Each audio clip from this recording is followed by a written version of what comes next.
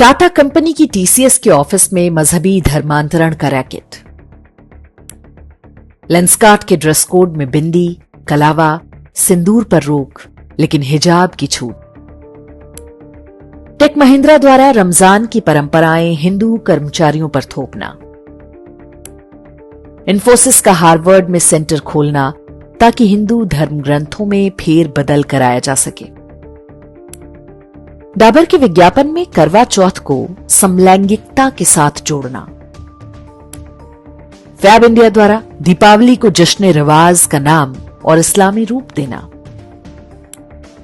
मान्यवर के विज्ञापन में विवाह की हिंदू परंपराओं पर भद्दे कमेंट करना। तनिष्क के एड में हिंदू लड़कियों के साथ लव जिहाद को ग्लैमराइज करना। स्विगी द्वारा होली को अंडों के साथ जोड़ते हुए बड़े बड़े होर्डिंग लगाना। जोमैटो द्वारा उज्जैन के महाकाल मंदिर को रेस्टोरेंट के रूप में दिखाना। सर्फ एक्सेल के विज्ञापन में होली को नीचा दिखाने के लिए नमाज का महिमा मंडन।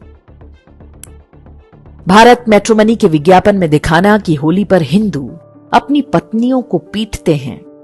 ईद और क्रिसमस को प्यार का त्योहार बताना। सीएट टायर्स द्वारा आमिर खान जैसे कट्टरपंथी के साथ दिवाली के विरोध में विज्ञापन। हिंदुस्तान यूनिलीवर की रेड लेबल चाय के विज्ञापन में गणेश चतुर्थी के बहाने हिंदुओं को कट्टरपंथी और मुसलमानों को उदार और बड़े दिलवाला दिखाना। रेड लेबल चाय द्वारा ही दिखाना कि हिंदू अपने परिवार के बुजुर्गों को कुंभ मेले में ले जाकर छोड़ देते हैं।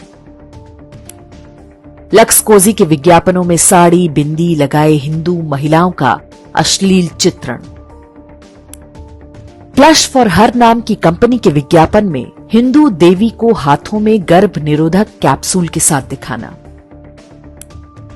एचडीएफसी बैंक द्वारा सुहाग की निशानी बिंदी को प्रतिबंध की निशानी की तरह दिखाना।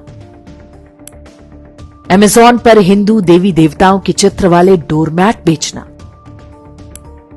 कोरियाई कार कंपनियों जैसे हुंडई और किया का कश्मीर को भारत से अलग करने के समर्थन में ट्वीट करना।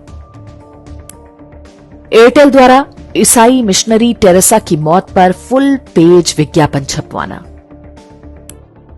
टाइम्स ऑफ इंडिया द्वारा वसंत पंचमी को हजरत निजामुद्दीन का त्योहार बताना। इंडिया टुडे में ब्राह्मणों द्वारा तथा कथित दलितों के नरसंहार की झूठी कहानियां छापना।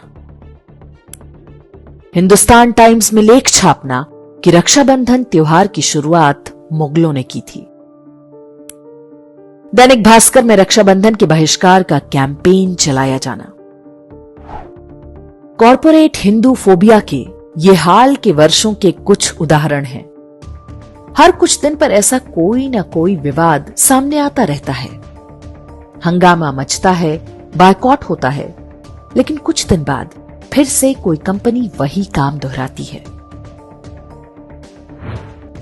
हिंदू घृणा का ये खुला खेल बार बार क्यों खेला जा रहा है? अपने आर्थिक लाभ हानि के हिसाब से फूंक फूंक कर कदम उठाने वाली कंपनियां बार बार हिंदुओं को अपमानित और हिंदू धर्म को नष्ट करने के षड्यंत्रों में भागीदार क्यों बन रही हैं? क्या ये केवल एक संयोग है या कॉर्पोरेट बोर्डरूम में चल रहा कोई प्रयोग? यदि ये संयोग होता तो कोई कंपनी कभी किसी अब्राहमिक मजहब के विरुद्ध भी कुछ करती, लेकिन ऐसा भूल से भी नहीं होता। हर बार हिंदू धर्म ही निशाने पर आता है। कभी ड्रेस कोड, कभी एचआर पॉलिसी, कभी विज्ञापनों से।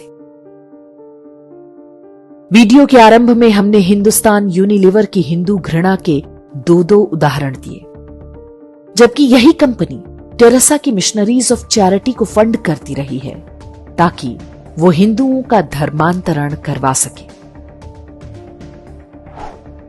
वास्तव में हिंदू धर्म को नष्ट करने के वैश्विक षड्यंत्रों का नया मोर्चा है कॉर्पोरेट्स। स्विट्जरलैंड के दावोस में हर वर्ष वर्ल्ड इकोनॉमिक फोरम यानी WEF की एक बैठक होती है, जिसमें विश्व भर के नेता और उद्योगपति पहुंचते हैं। ये कोई अंतरराष्ट्रीय संस्था नहीं बल्कि एक प्रकार का ग्लोबल एलीट क्लब है। यहीं से एक फॉर्मूला दिया गया कि हर बड़ी कंपनी को एनवायरमेंट, सोशल एंड गवर्नेंस यानी ESG पर भी खरा उतरना होगा। कोविड महामारी के दौरान 2020 में वर्ल्ड इकोनॉमिक फोरम ने दुनिया की 4 बड़ी कंपनियों Deloitte, Ernst and young, KPMG और PwC के साथ मिलकर 21 ESG मैट्रिक्स जारी किए। ये चारों कंपनी फिलहाल भारत सरकार के लगभग हर बड़े कार्यक्रम में कंसल्टेंसी दे रही हैं। कोई कंपनी कितना लाभ कमाती है, अपने शेयर होल्डर्स को कितना मोटा लाभांश देती है, ग्राहकों के लिए कितने अच्छे उत्पाद बनाती है, कितनी अच्छी सेवाएं देती है, अब केवल इतना पर्याप्त नहीं, उसे ESG स्टैंडर्ड्स पर भी खरा उतरना होगा। किसी कंपनी की ESG रेटिंग कम है तो उसे लोन मिलना कठिन हो जाएगा। अन्य कंपनियां उसके साथ व्यापार नहीं करेंगी, नए बाजारों में उसकी पहुंच नहीं होने दी जाएगी। ESG रेटिंग सुधारने के लिए विश्व भर की कंपनियों को एक विशेष पॉलिटिकल आइडियोलॉजी मानने को विवश कर दिया गया। विदेशों में ESG का फॉर्मूला अलग तरीके से लागू होता है, लेकिन भारत में इसके निशाने पर सीधे तौर पर हिंदू धर्म है। इसके लिए वे अब्राहमिक मजहबों के साथ गठजोड़ बनाकर काम करते हैं। भारत का एलीट क्लास जो अंग्रेजी में बात करता और सोचता है, अमेरिकी विश्वविद्यालयों में पढ़ता है, उन्होंने बड़े ही आराम से इस हिंदू विरोधी फॉर्मूले को स्वीकार कर लिया। इसके अंतर्गत कहा गया कि भारत में रिलीजियस फ्रीडम कम है, कंपनियां रिलीजियस डाइवर्सिटी अपनाएं यानी ईसाई और इस्लाम मजहब को प्रोत्साहन दें। रिलीजियस डाइवर्सिटी इक्विटी इंडेक्स यानी REDI बनाया गया। हर कंपनी को दिखाना होगा कि वो अल्पसंख्यकों को उनके धार्मिक रीति रिवाजों और पहनावे के समेत स्वीकार करती है। हर कंपनी को अपने यहां नमाज पढ़ने के लिए अलग रूम देना होगा। क्रिसमस और ईस्टर धूमधाम से मनाने होंगे, भले ही एक भी ईसाई कर्मचारी ना हो।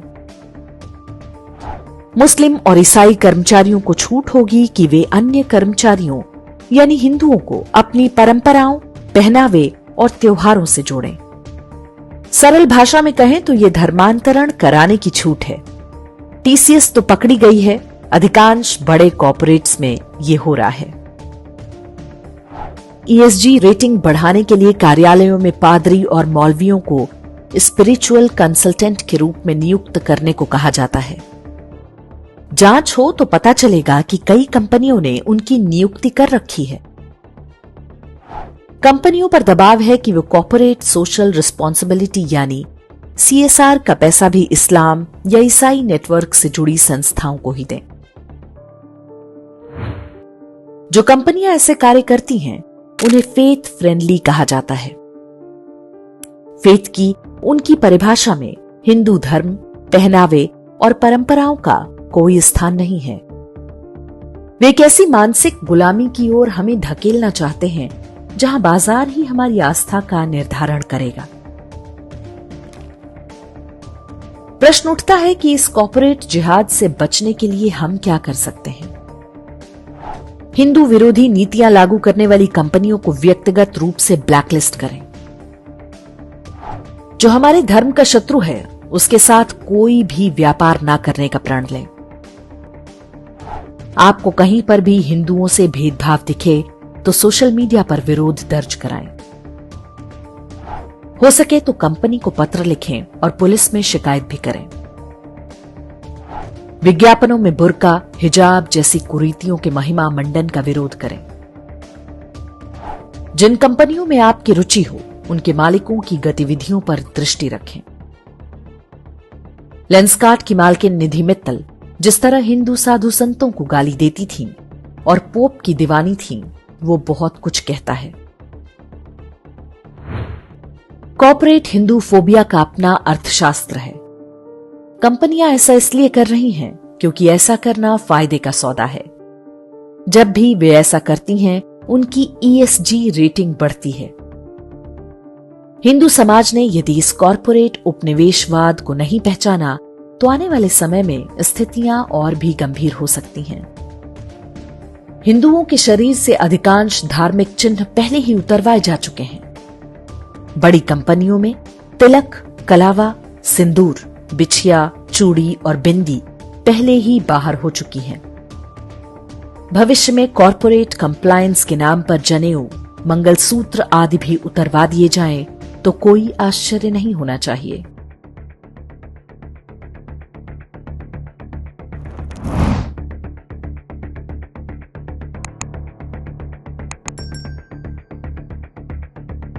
इंडेक्स ऑनलाइन के वीडियो समाज को समर्पित हैं। आप इनको डाउनलोड करके जैसे चाहे वैसे प्रयोग कर सकते हैं। चाहे तो आप हमारे टेलीग्राम चैनल से जुड़ सकते हैं। वहां सारे नए पुराने वीडियो आपको मिल जाएंगे। हमारे सोशल मीडिया लिंक हर वीडियो के डिस्क्रिप्शन में होते हैं। हमारा एकमात्र उद्देश्य हिंदू समाज को जागृत और एकजुट करना है। इसमें सहभागी बने। धन्यवाद।